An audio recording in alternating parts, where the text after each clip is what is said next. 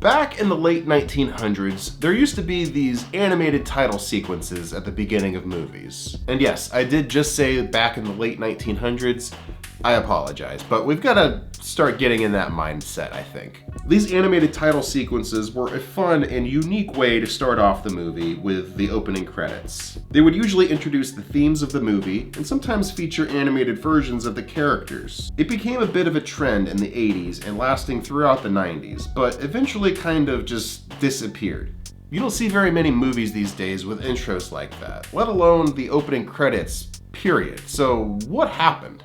Let's dig into this a little bit and look back at the lost art of the animated title sequence.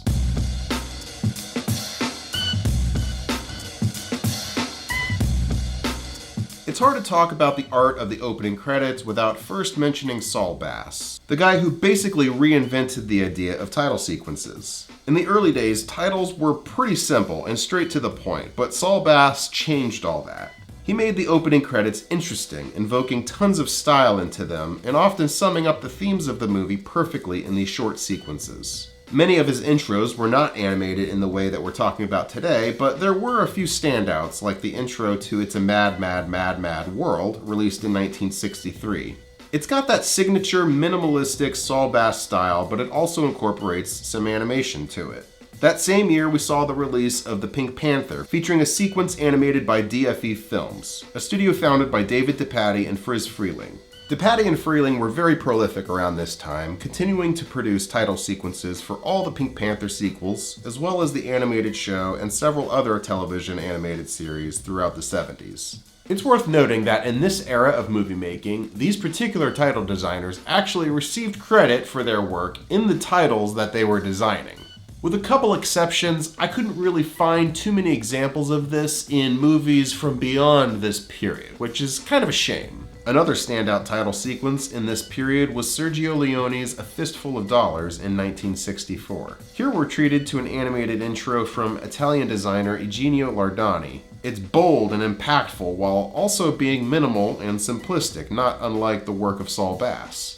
And in 1978, another noteworthy sequence was featured in the movie Grease. This one was animated by John Wilson of Fine Arts Films. The style here is very loose, very schoolhouse rock, and the animation itself is quite choppy, animated in 12 frames per second rather than the 24 frames per second that we would normally see. This is known as animating in twos, which is a technique that we still see today in movies like Sony's Spider-Verse films. This era of animated title sequences was defined by artists and movie makers trying something a little different and would set the precedent for the films that would follow. Beginning in the late 80s, we saw a string of animated sequences at the start of movies like Honey, I Shrunk the Kids, Christmas Vacation, and Troop Beverly Hills. All three of these were released in 1989, and all three were produced by Bill Kroyer and his team at Kroyer Films. For Honey, I Shrunk the Kids, the animators used a mixture of 3D models with traditional 2D animation to give a very unique look for the time, and it would give us a taste of how computer graphics could be used in animated features moving forward.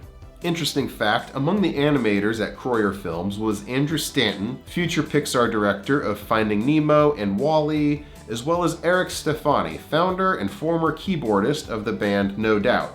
As for Bill Kroyer, he went on to direct the animated movie Fern Gully, The Last Rainforest. Humans? Where? No! Continuing into the 90s, we saw a string of title sequences from perhaps the most prolific of all of these animators, Bob Kurtz. Kurtz was responsible for what I consider the quintessential look of all of these titles. It's that look of the animated character against a simple or even empty background. Maybe they're doing something funny, or maybe they're interacting with the credits in some way. And this was Bob Kurtz's style, but it's very reminiscent of the Pink Panther all those years back. Throughout the 90s, Kurtz had his hand in designing title sequences for City Slickers, Honey, I Blew Up the Kid, 4 Rooms, Honeymoon in Vegas, and George of the Jungle. And even though this isn't a title sequence, I still want to call attention to his work in Jurassic Park. 100 million years ago, there were mosquitoes, just like today. And just like today, they fed on the blood of animals, even dinosaurs. After a long time, the tree sap would get hard and become fossilized, just like a dinosaur bone. preserving the mosquito inside. The guy is a legend.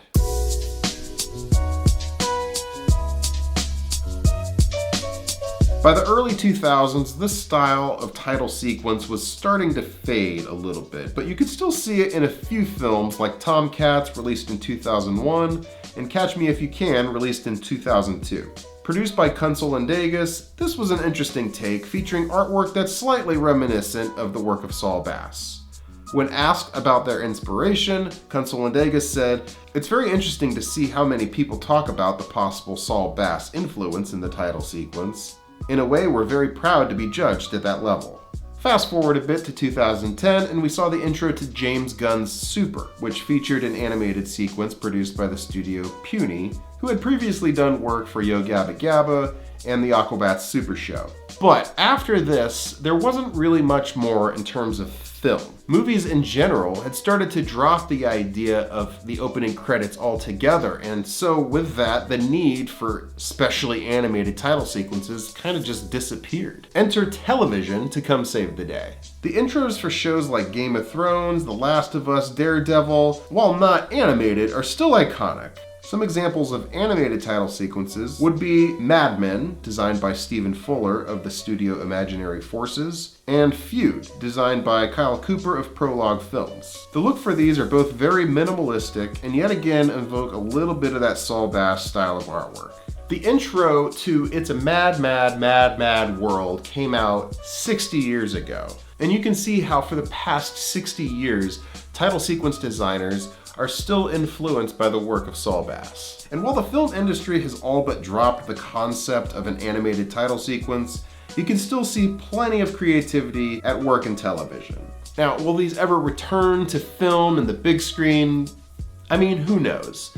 I just think it's interesting to examine this little time capsule in film history. Like I mentioned earlier, many of these title designers didn't even get their names credited in the credits that they were designing, which kind of sucks, to be honest, but I don't know if that's a matter of them not being allowed to do it because of the studio, or maybe they just didn't feel like they wanted to.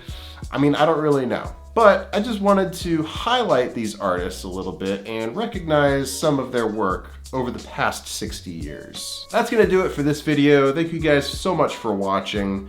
If you've got any ideas for future videos, topics you would like me to talk about, make sure you comment that below. Again, thank you for watching, and I'll see you guys next time.